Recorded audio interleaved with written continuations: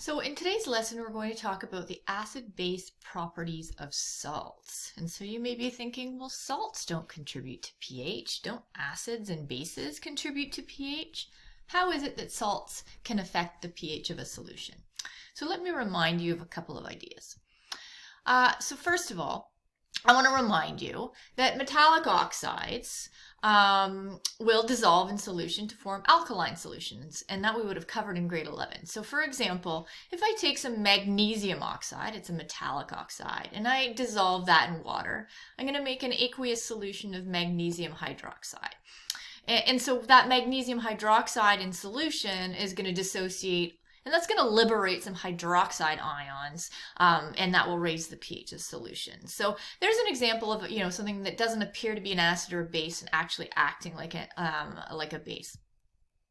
Non-metallic oxides will also form acidic solutions. That's actually how acid rain forms. We take, some kind of a non-metallic oxide like nitrogen dioxide here, dissolve it in water, and end up with an acid. And we know that that nitric acid is a strong acid and will dissociate. So those are a couple of examples of substances you wouldn't expect to act like acids or bases, affecting acids or bases. So here we go. So as such, the pH of a salt solution can also be affected by certain things. So like, for instance, the cation, the anion, or possibly both can contribute to the pH of a solution. And that's what this lesson is all about. And why might you want to know this? Well, you might, if you're doing a particular experiment where you feel like you need to control the pH, you need to be careful about what salt you're using, if any, because that might be a variable that you're unintentionally, changing. So, before we do that, though, we need to talk about what we mean when we say hydrolysis in general, and then hydrolysis of salts. So hydro means reaction with means water. So hydrolysis means some sort of a reaction with water. So some salt ions, not all, but some salt ions, i.e. cations and anions, will hydrolyze. They'll react with water, either by accepting or donating a proton, and that is what's going to affect the pH of the solution. So in order to write out a hydrolysis reaction, what I usually do is I'll take the formula for the ion that's there and I'll react it with water and try to make a prediction about what the products are going to be. Let me take you through this step by step. So for anions, if an anion hydrolyzes, it's going to act like a base and it's going to accept a proton. And we've actually seen this happen before. So here we have, A- reacting with water. In this case, it's going to act as a base and accept a proton from water, and that's what's going to create our hydroxide ion, and then we're also going to have this conjugate acid right there.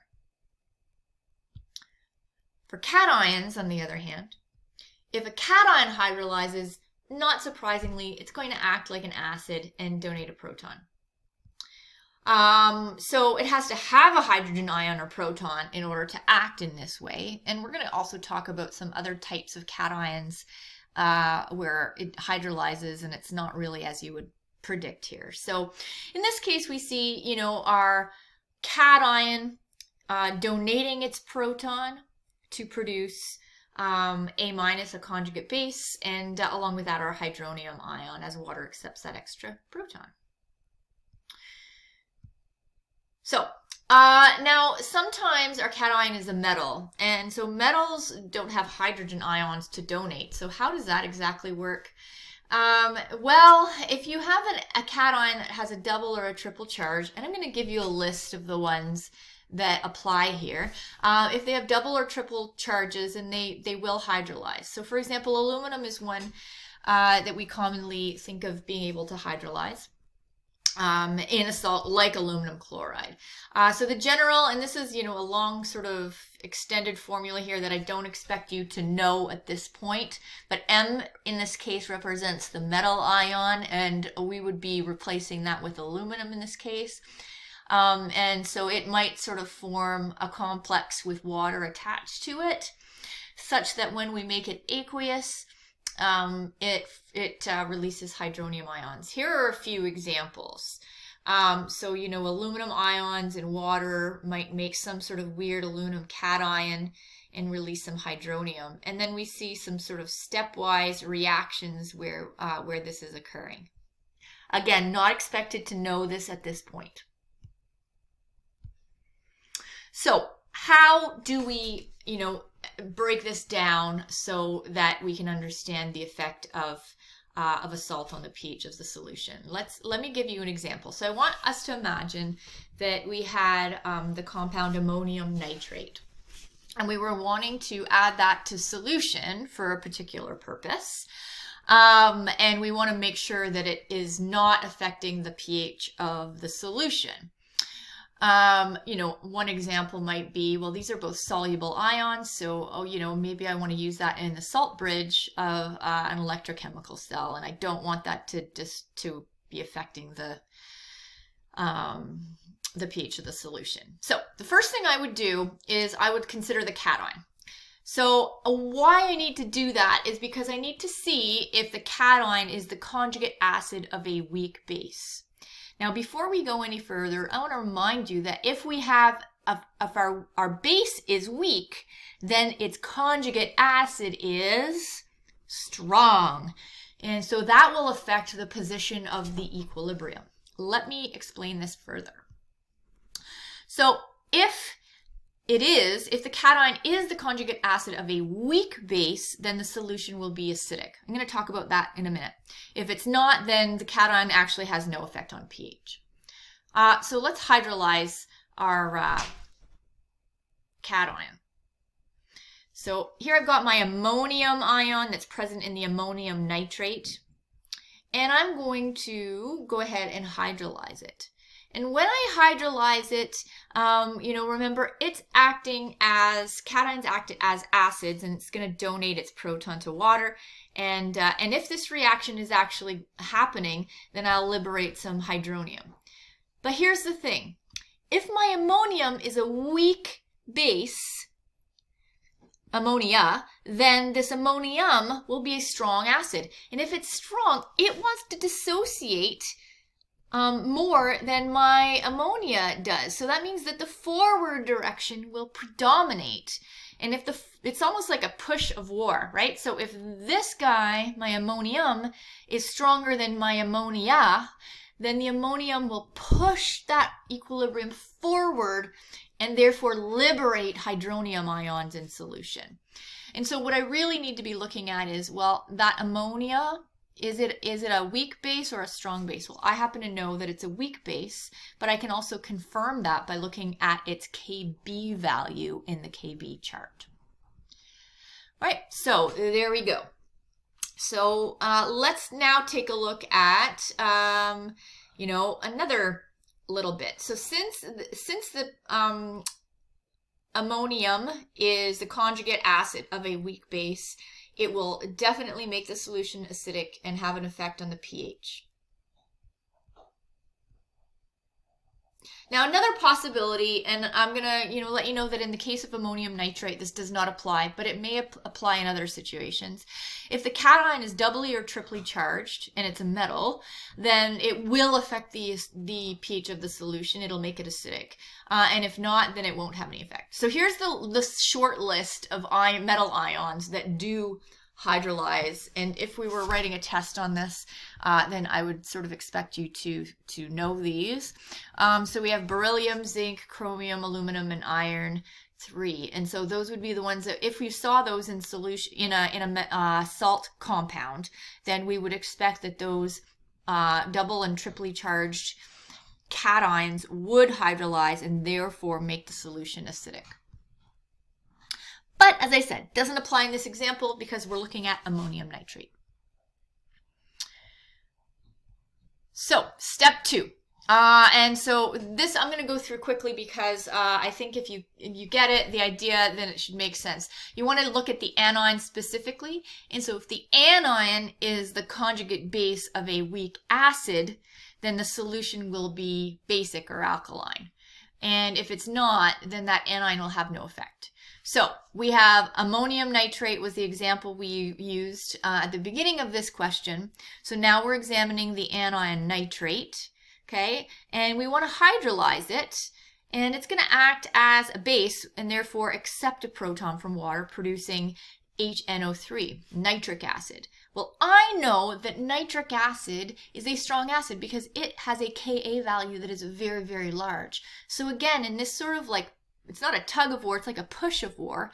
My strong acid is going to be able to push the equilibrium towards the left to a greater degree than my nitrate conjugate base, right? So this nitrate's not going to be very good at pushing the equilibrium in a direction that's going to liberate hydroxide ions, because this strong acid, this nitric acid, is going to be pushing the reaction towards the direction of those reactants. So we're not going to get a lot of hydroxide ions liberated.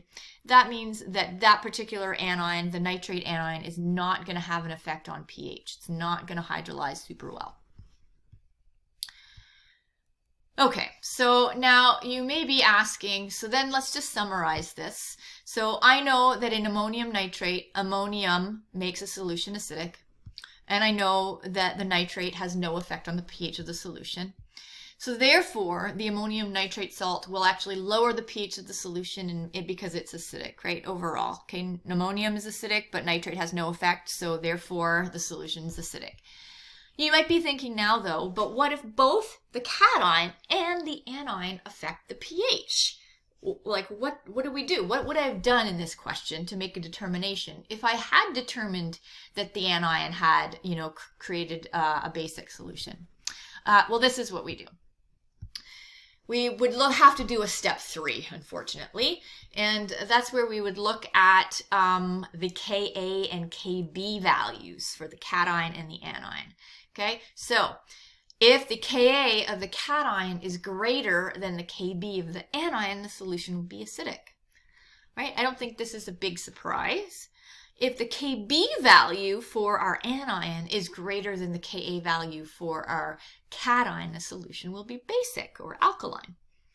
And if they both are pretty similar, then the solution will be neutral. So let's dig a little bit deeper with a different example so that you can see how this can happen. So let's say, for example, we looked at ammonium acetate instead, okay? Now, from the first example, we know that ammonium will hydrolyze, right? Because ammonia right here is a weak base. And so that means that ammonium is a strong acid and it will push the equilibrium in a way that will liberate some hydronium ions. Okay, so let's look at acetate. So acetate, if it hydrolyzes, then it's going to produce acetic acid. And acetic acid is a weak acid. It has a Ka value that I think is like 10 to the negative 5 or something like that. Plus, we've seen it a lot in examples in our, acid-base equilibrium unit. So, that means that the acetate ion is going to be able to, overcome that weak acid and push the reaction in the favor of products, liberating some hydronium. So now we have, hydroxide. And now we have these hydronium ions here being produced by ammonium. And then we have hydroxide being produced by our acetate ion. So like how do we decide which of those is going to predominate, right? And so that's where we really need to look at the Ka value of our cation, okay? And we need to look at the Kb value of our anion and compare them. And that's what I'm going to do in the next step. So again, we're looking at ammonium acetate. If we look at the Ka for that ammonium ion, this is the value. And so where did I get that? I got that right in the appendix section of our textbook. I looked up under the K in the Ka chart, and that was the found value for the Ka of ammonium. Now I'm going to look up the Kb value for acetate. And this requires a calculation because the acetate ion is not listed in our appendix. Its Kb value is not there. And so remember that there's a relationship between Ka and Kb as a function of Kw, right? So you'll remember that Kw is equal to Ka times Kb. And we're going to assume that this is all taking place at 25 degrees Celsius and that our Kw value is 1.0 times 10 to the negative 14. And so rearranging this formula to isolate Kb, right? We have Kw divided by Ka, and I took a look at the, I took this Ka value for acetic acid and substituted it in, and I got 5.6 times 10 to the negative 10 as my Kb for acetate. Okay, so now we have to compare these. My Ka value for my cation is this, 5.8 times 10 to the negative 10.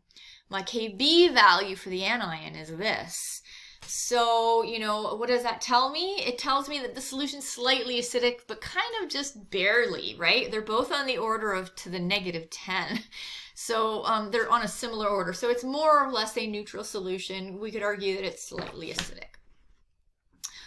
So let's summarize this lesson. So for salts, we know that if the cation does not hydrolyze and the anion does not hydrolyze, then that salt is going to have no effect on pH. We know that if the cation hydrolyzes and the anion does not hydrolyze, then the cation will produce hydronium ions, which will result in the solution being acidic. If I have the case where the cation does not hydrolyze but the anion does, that will cause the water molecule to donate a proton to our anion, and that will make hydroxide, and making the solution basic or alkaline. And finally, if we have both our cation and our anion that hydrolyze, then we need to do a little bit more work to determine whether our Ka value and our Kb values compare such that it produces an effect on the pH of the solution. So that's it, folks. I'm going to follow this with a video on maybe some practice examples for you to try. So if you have any questions, make sure that you reach out to clarify. I'll be happy to help.